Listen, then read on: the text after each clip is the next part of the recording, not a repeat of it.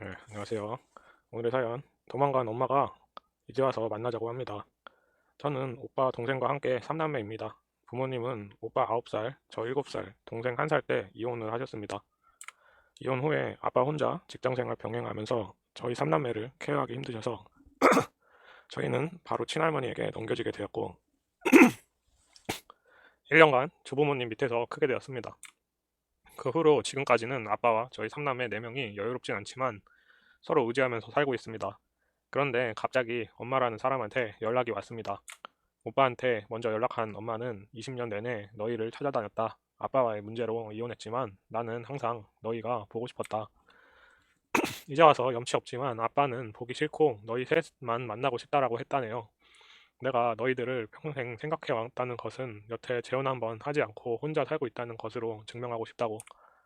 제가 7살 때쯤 어렴풋이 기억나는 건 이혼당할 당시에 엄마가 오빠와 저는 아빠한테 넘기고 막내 동생만 데리고 갔었습니다.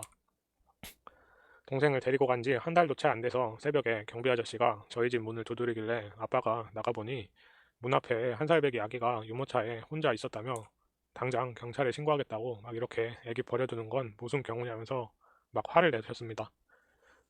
엄마는 막내만 데려간다고 해놓고 한 달도 채 안 되어서 다시 1살배기 동생 혼자 문 앞에 버려두고 또 도망갔고 저는 그게 너무 충격적이어서 그런지 아직까지도 그날이 생생히 기억납니다. 그 이후로 엄마에 대한 존재를 아예 부정하기 시작했고 없이 산지 20년이라 보고 싶다는 마음도 없이 살고 있었는데 갑자기 우리 삼남매가 너무 보고 싶다면서 연락해오는 엄마가 너무 뻔뻔하게 느껴지고 역겹다고까지 생각됩니다. 오빠는 엄마를 만나고 와서 저에게 엄마를 한번 보는 것이 어떠냐, 너도 같은 여자라 엄마를 이해하지 않느냐, 다시 같이 살자는 것도 아니고 그냥 얼굴 한번 보고 싶다고 하는데 한번 만나고 와주는 것도 어려운 일이냐며 엄마를 보지 않겠다고 완강하게 얘기하는 저에게 이기적이라고, 자식 보고 싶은 부모 마음도 생각해야지 어떻게 너 생각만 하냐고 오히려 욕먹었습니다. 오빠 말로는 같은 여자로서 엄마를 이해 못하냐라고 했는데 저는 오히려 같은 여자여서 더 이해를 못하겠습니다. 하다못해 짐승도 제일 먼저 챙기는 게 자기 새끼인데 사람이 어떻게 자식 새끼를 셋이나 버리고 가놓고 이제 와서 무슨 염치로 만나고 싶다는 건지 이해가 가질 않습니다. 제가 아직 결혼을 안 해서 엄마의 마음을 이해 못하는 걸까요? 단 한 번도 그런 적은 없지만 제가 앞으로 인생 살면서 엄마를 그리워할 날이 필요로 할 날이 올까요? 참고로 이혼 사유는 엄마의 종교 문제였습니다. 종교에 빠져서 3명의 자식을 키우지 않았고 결단코 아빠의 외도나 가정폭력, 술 문제는 전혀 없었습니다. 행여 그런 이유라 할지라도 자식을 버리고 간 게 면죄부가 되진 않는다고 생각합니다. 일단은 엄마의 부재, 아니 존재가 20년간 없어서 20년 동안 생각 좀 해보고 그때 가서 결정하겠다고 하세요. 그러면 알아듣겠죠. 다음 사연. 신혼집에 원치 않는 셀프 인테리어 해주는 시누이 이야기입니다. 저희는 올해 가을에 결혼식을 올릴 예정인 예비 부부입니다.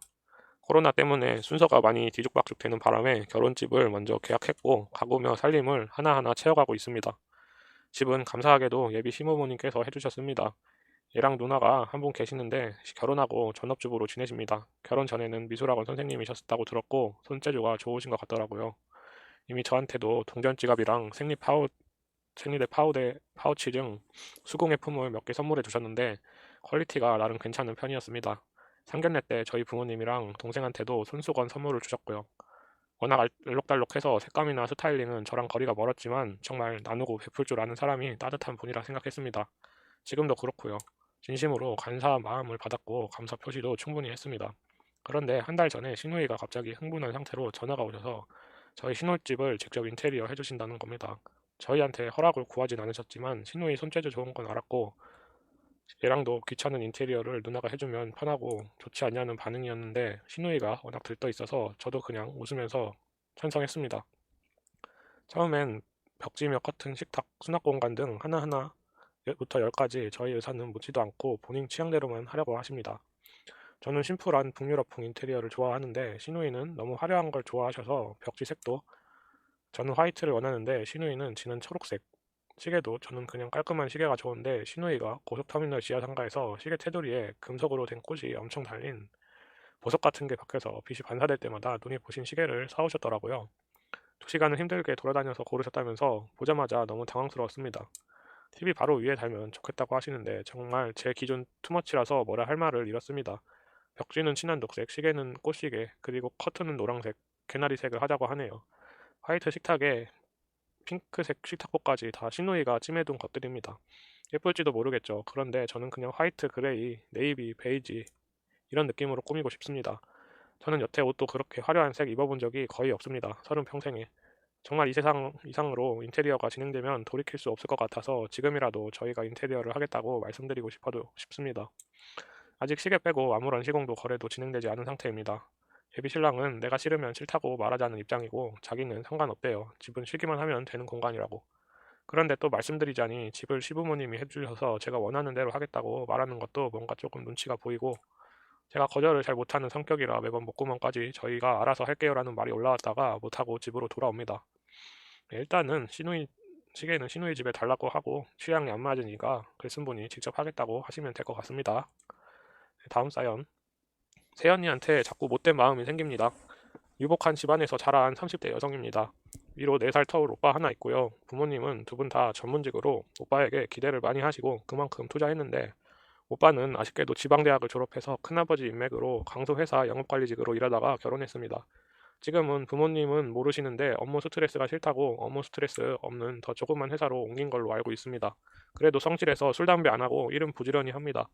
부모님이 자꾸 예전에 저한테 오빠 소개팅 좀 시켜줘라 그러시곤 했는데 솔직히 내 친구들이 오빠를 왜 만나냐고 거절했었습니다. 그럼에도 부모님 배경 덕에 집안은 평범하거나 조금 부족하지만 정말 똑똑하고 멋진 언니들과 소개팅을 했고 여자들은 호감을 표시했음에도 불구하고 오빠 본인이 주눅들어하고 자신없어하며 다 거절했습니다. 그러다가 평범한 집에서 자란 학벌도 별로고 직업도 없다시피 하던 새언니가 마음에 든다고 하더니만 새언니 적극적인 추진으로 그렇게 결혼을 했습니다. 당시 사돈께서 결혼 날짜 다 잡아놓고 갑자기 예전에 투자하신 게 있어서 돈이 없다 하셔서 집도 혼수도 결혼식도 거의 저희 부모님이 되셨습니다. 여기까지는 뭐 그럴 수도 있습니다. 저는 부모님이 바라시는 대로 착실하게 자라서 소위 명문대 졸업 후에 좋은 직장에서 괜찮은 연봉 받고 일하다가 부유하게 자란 전문직 남편 만나서 살고 있습니다. 저나 남편이나 양가 어른들 모두 검소한 편이라 장을 볼 때도 가격 비교하면서 장 보고 세일 자주 하는 빵집에 들렀다가 세일 안 하고 있으면 그냥 나오기도 하고 버스 두 정거장 정도의 거리는 웬만하면 걸어 다니시고 그럽니다. 지질이 궁상이라 할 수도 있지만 그냥 생활 습관인 것 같기도 합니다.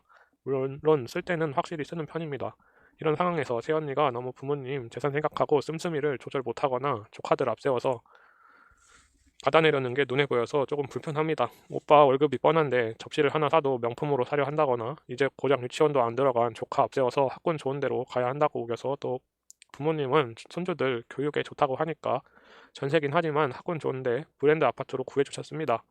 뭐 이것도 괜찮습니다. 저는 받은 게 있으면 주는 게 있어야 한다고 생각하는데 새언니는 저희 부모님이 손주 보고 싶다고 놀러 간다 하시면 대놓고 애기 교육 수업 때문에 바쁘다고 못 오시게 한다거나 저희 엄마가 무슨 얘기를 하면 그건 어머님이 뭘 몰라서 하시는 말씀이시고요 하고 말을 자른다거나 심지어 중요하게 민감한 이슈도 아니에요.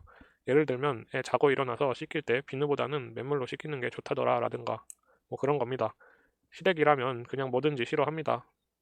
부모님이 손주들 주라고 용돈을 주시거나 여행 경비 대줄 테니 어디 외국에 놀러 가자고 할 땐 안 싫어합니다. 그렇게 바쁘고 육아로 힘들다고 하더니만 여행 얘기 꺼내니 특급 호텔급 숙소나 관광 동선 쇼핑 리스트는 어찌나 빨리 짜는지 결혼 전에는 아 시댁이 어렵겠지 싫겠지 했는데 결혼하고 나니까 더 이해가 안 됩니다. 받을 건 다 받아가면서 뭐 저리도 싫어하는지 또 제가 가진 못된 마음 중에 새언니랑 말이 안 통합니다. 새언니랑 가끔 명절이나 이럴 때 대화를 하면은 너무 다른 세계 같습니다.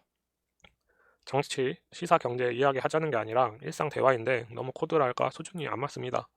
오랜만에 얼굴 보는 신우인데 수다 내용이란 게 어디 무슨 설명 들으면 가입 안 해도 물티슈랑 선물 준다고 해서 친구랑 2번 듣고 왔는데 모르더라면서 재밌어 하면서 웃는다던가 첫째 다니는 어린이집에 수저통을 안 씻어주는 등 엄마들이 있다며 긴 시간 동안 흉을 본다든가 가족이니까 의지도 하고 싶고 의지도 되고 싶은데 그냥 멀게만 느껴지고 그렇습니다. 그렇다고 뭘 어쩌겠다는 게 아니라 오늘 어린이날이 다가오니까 조금 조카들 뭐 좋아하는지 톡 보냈다가 이미 이어진 전화통화 후에 그냥 생각이 복잡해져서 글을 씁니다. 가족에게 이런 마음을 품는다는 게 죄책감 들고 그렇습니다. 대체 어떤 마음가짐으로 언니를 대하면 좋을까요? 일단 오빠가 좀 모자라는 걸 어떻겠습니까? 자기가 모자라니까 모자란 사람 구한 거지. 그냥 지원하지 말고 연을 끊고 오빠만 보라고 하시면 될 것 같습니다. 오늘 사연은 여기까지입니다. 아래 카톡으로 사연 보내주시면 잘 읽어드리겠습니다. 감사합니다.